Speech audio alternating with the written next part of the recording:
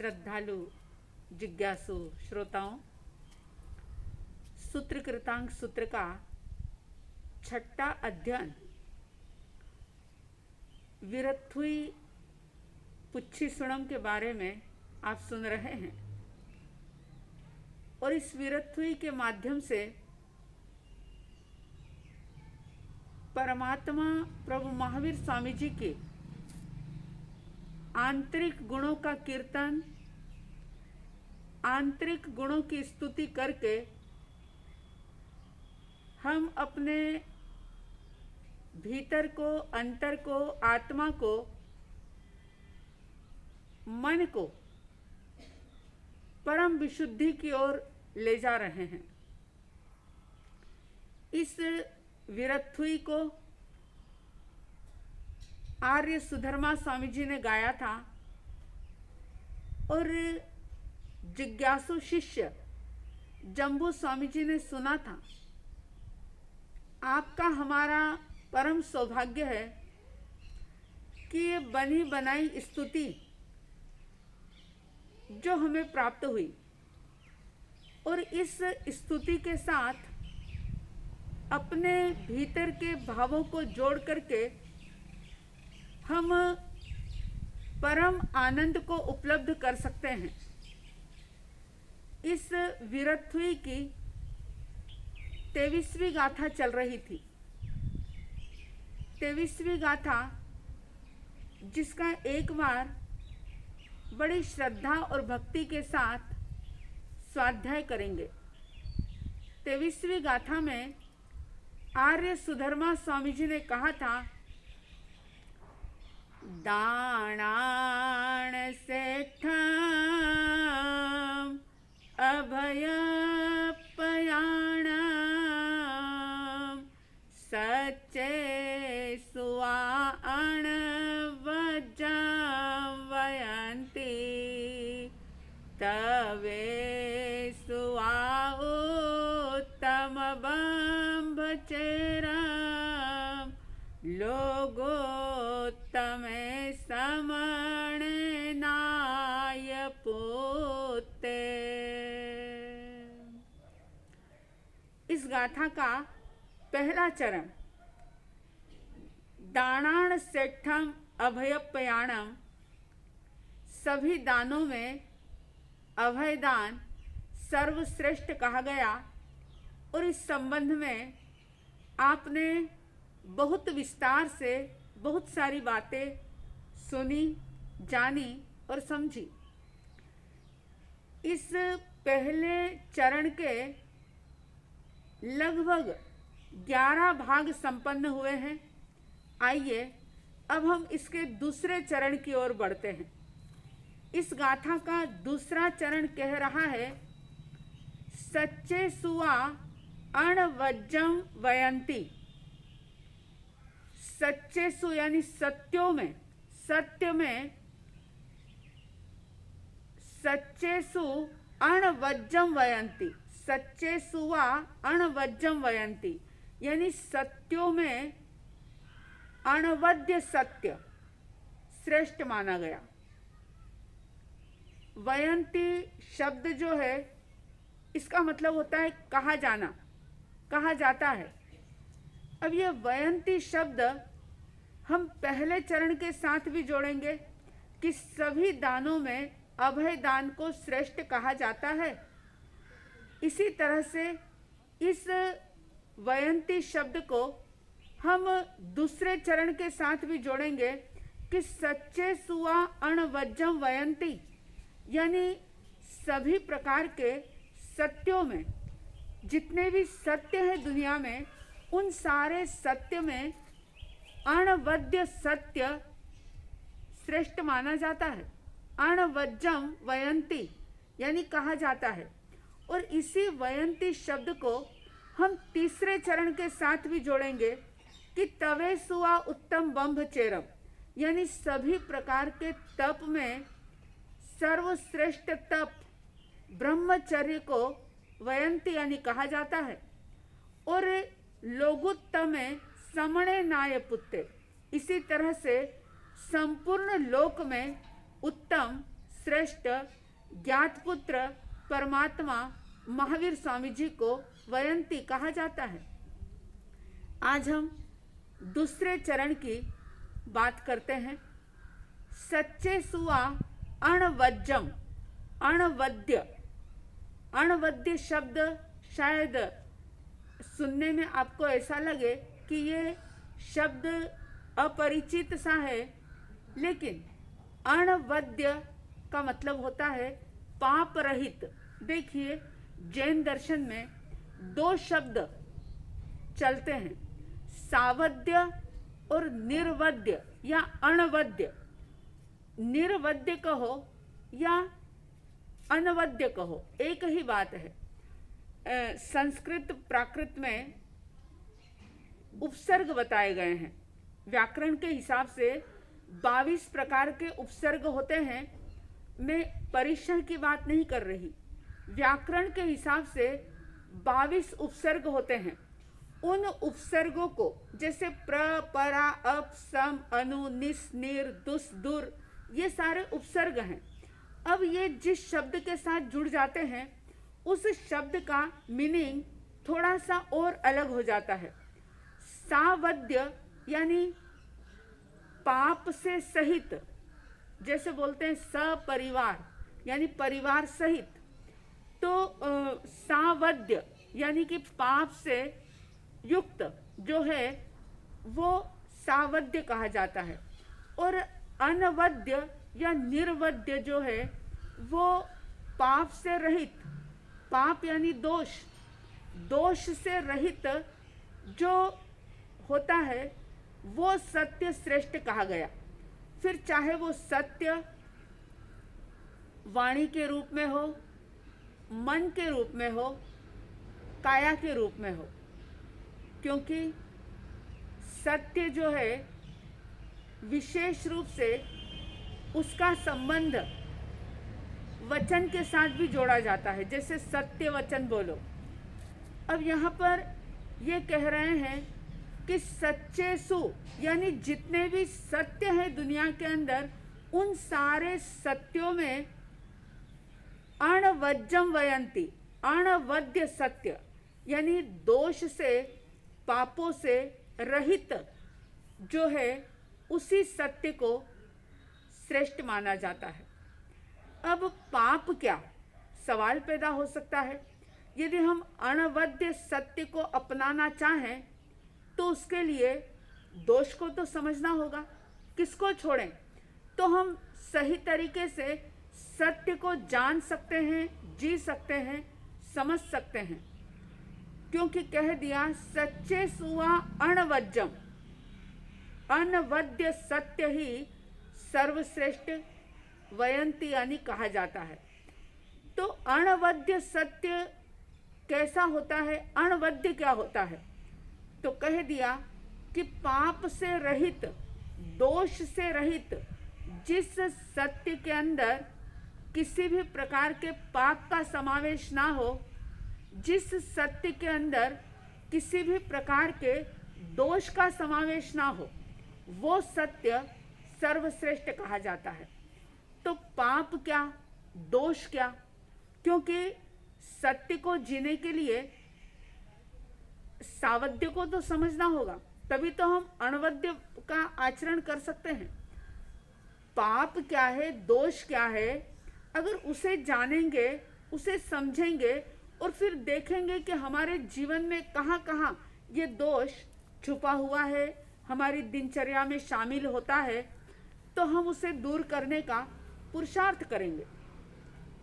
तो जैसा कि आप जानते हैं, जिनेश्वर परमात्मा ने 18 प्रकार के पाप बताए हैं, जिसे हम दोष भी कह सकते हैं। 18 प्रकार के पाप में सभी प्रकार के पापों का समावेश हो जाता है। तो सबसे पहला पाप या दोष जो है वो है प्राणातिपात, हिंसा। इसी का दूसरा नाम हिंसा है, और हिंसा को ही प्राणातिपात भी कहा जाता है। अब अधिकांश लोग हिंसा का मतलब ये जानते हैं कि किसी जीव को खत्म कर देना, ये हिंसा है। लेकिन जैन दर्शन ये कहता है कि प्राणों का अतिपात करना भी हिंसा है। अब प्राण क्या? तो प्राण से मतलब ये है कि जिस शक्ति के द्वारा जीवन होता है और जिस शक्ति के खत्म होते ही मृत्यु हो जाती है, उसे कहा जाता है प्राण, यानी जिसके सहारे से जीव जीवित रहता है। तो ये प्राण 10 प्रकार के होते हैं। 10 प्रकार के प्राण, इनमें से एक भी प्राण का खुद के द्वारा, खुद के लिए या खुद के द्वारा दूसरों के लिए अगर इसका अतिपात होता है, अतिपात का मतलब है हिंसा, क्योंकि प्राणातिपात अगर इस शब्द का हम संधि विच्छेद करते हैं, इनको अलग अलग करते हैं, तो होता है प्राण प्लस अतिपात, यानी प्राणों का अतिपात करना। प्राणों का अतिपात यानी हिंसा। प्राण यानी जीवन की शक्ति और अतिपात का मतलब होता है हिंसा करना। किसी भी रूप में जाने अनजाने किसी के भी प्राणों का अगर अतिपात किया जाता है, हिंसा की जाती है, प्राण लूटे जाते हैं या उन प्राणों को सताया जाता है, उनको दुख दिया जाता है या उनके दुख में निमित्त बना जाता है, उनको किसी प्रकार की वेदना दी जाती है, दर्द दिया जाता है, पीड़ा दी जाती है, तो वो सारा के सारा एक प्रकार से प्राणातिपात होता है। और प्राणातिपात जहाँ पर है, यानी जहाँ हिंसा है, वहाँ अहिंसा नहीं हो सकती, और जहाँ अहिंसा नहीं है वहाँ धर्म नहीं हो सकता। तो धर्म को जीवन में धारण करने के लिए हमें इस सावध्य को समझना होगा, क्योंकि सावध्य को समझेंगे तभी हम अणवज्जम यानी अणवध्य को भी हम समझ पाएंगे और उसे जीवन में उतार पाएंगे। तो 10 प्रकार के प्राण होते हैं। अब आप देखेंगे कि 10 प्रकार के प्राण जो ज्ञानियों ने बताए हैं, उसमें से प्रत्येक जीव के पास कुछ न कुछ प्राण होते ही हैं। बिना प्राण के जीवन नहीं होता। बिना प्राणों से जीवन हो नहीं सकता, चाहे शरीर का ही बल प्राण हो और कुछ भी ना हो। जैसे एकेंद्रीय जीव जो हैं, उनको सिर्फ एक स्पर्श इंद्री मिलती है, तो उस स्पर्श इंद्री का प्राण और काय बल प्राण, काया का बल प्राण, ये प्राण जो है श्वासोच्छ्वास बल प्राण और आयुष्य बल प्राण, यानी कम से कम 4 बल प्राण जो है वो प्रत्येक जीव के अंदर होते ही हैं। 4 प्राणों के बिना, 4 प्रकार की जीवन शक्ति के बिना कोई भी जीव जिंदा नहीं रह सकता।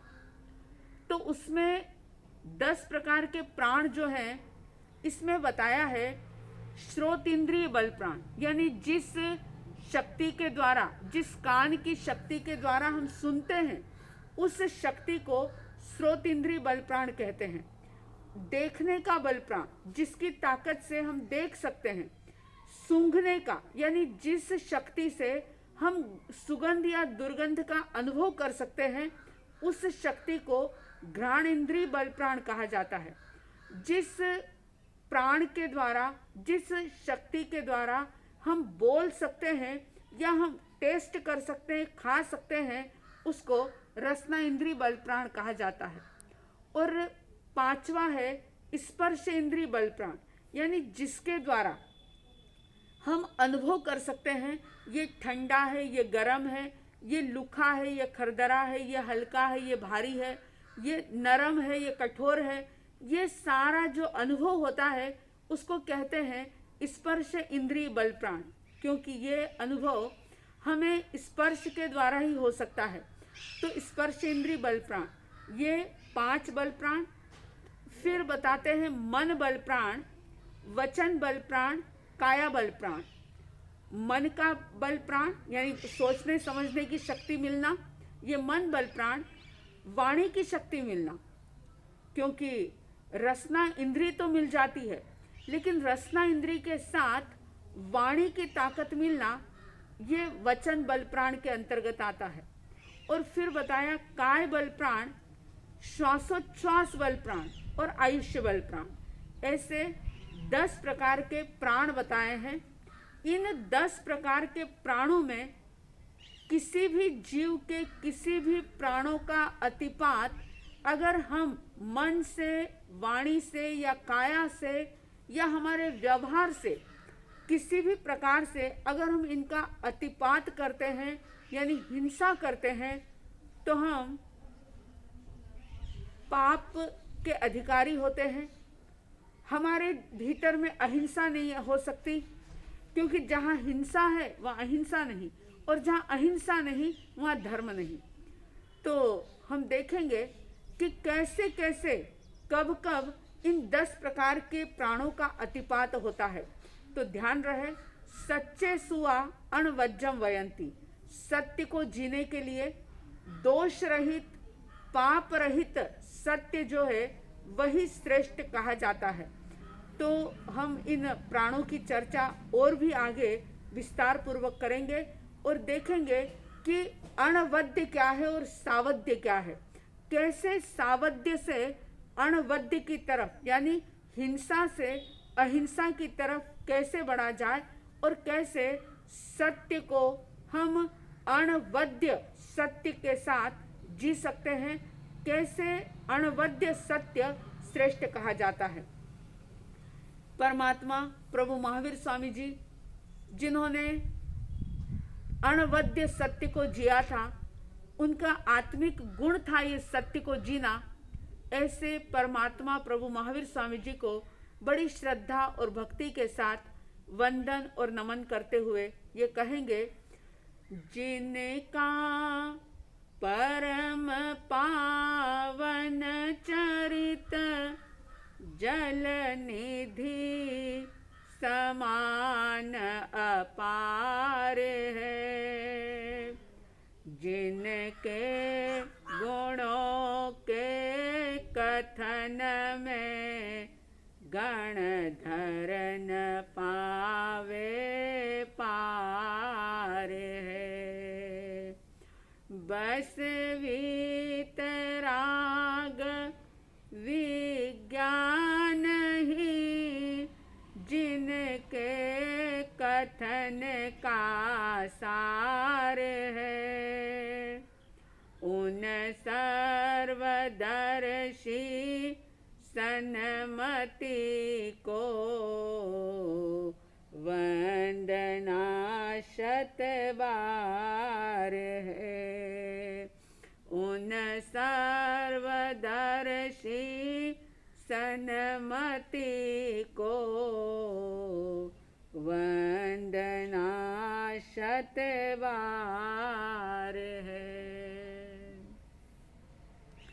इन्हीं शुभ भावों के साथ जय प्रभु महावीर, जय गुरु आनंद।